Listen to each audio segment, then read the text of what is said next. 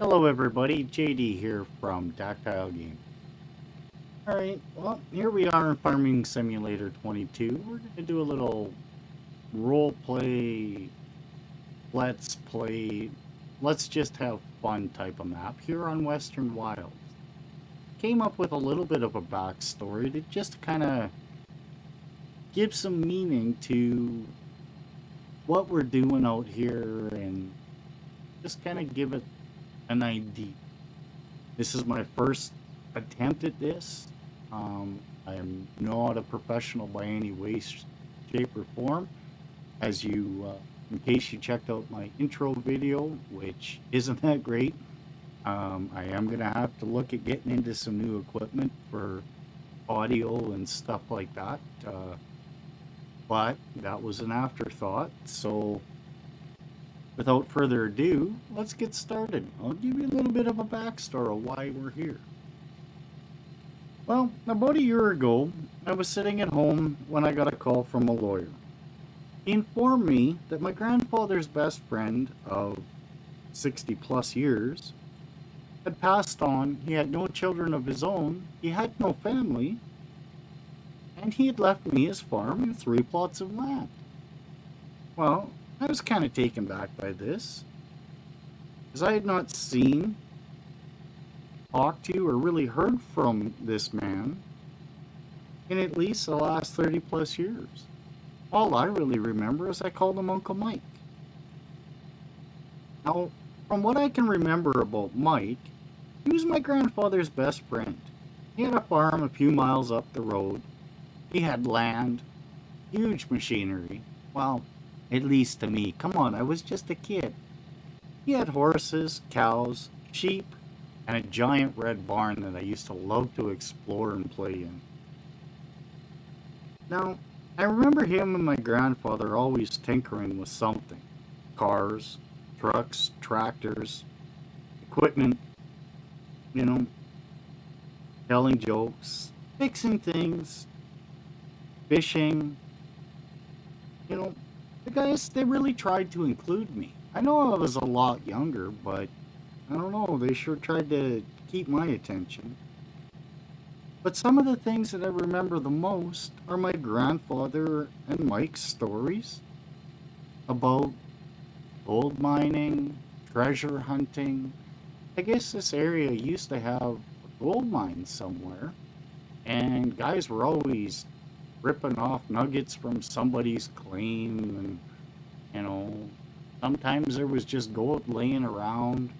So, you know, at the time when I was a kid, that was awesome. It always sounded so cool.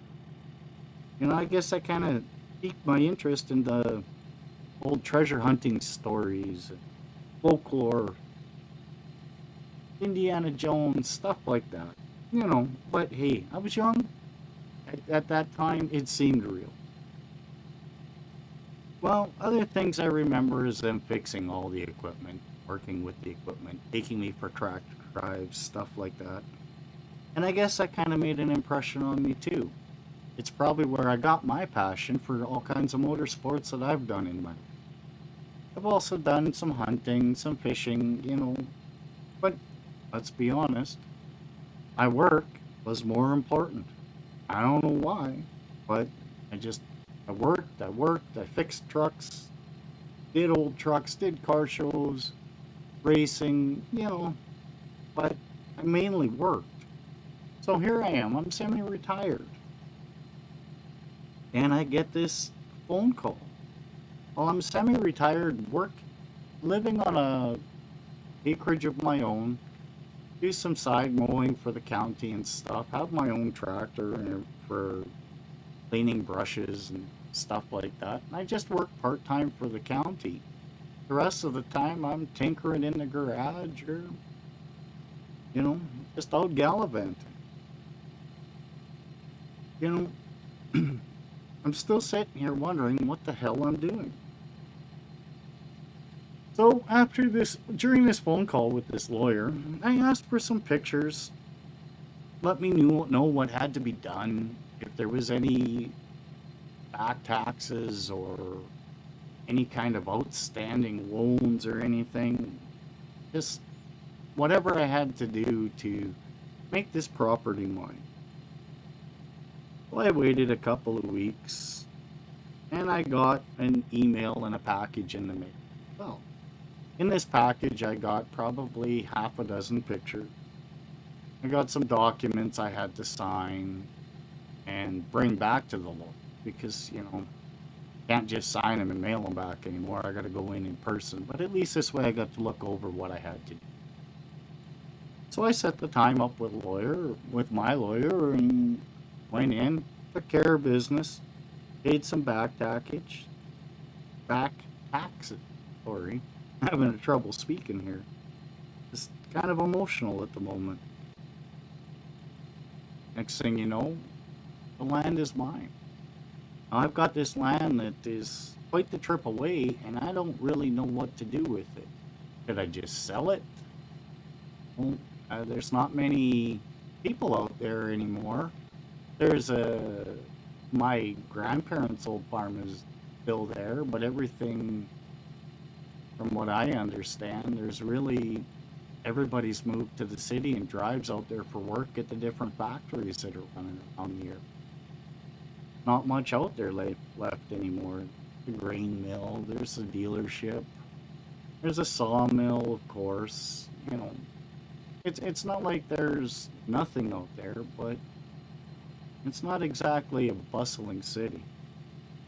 So here we are, 6 months later, sitting in the cab of this truck. Behind me, I've got my trailer and a couple of the trucks I decided to keep. But I've sold my acreage. I've sold off the majority of the projects that I had going on. Sold my house. Sold a lot of my belongings, because if I was going to travel, well, I might as well get new.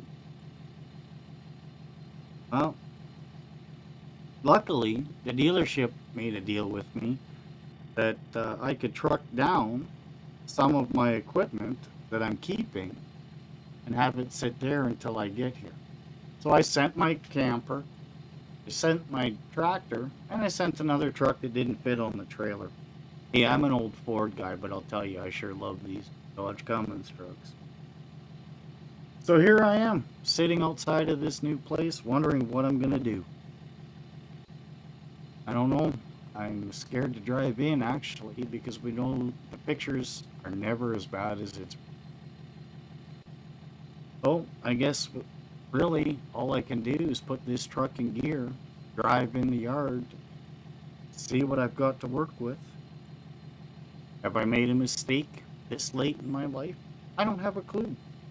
Why don't you sit back and follow me in the next adventures of the Western Wild? Ta-ta for now. 80 out.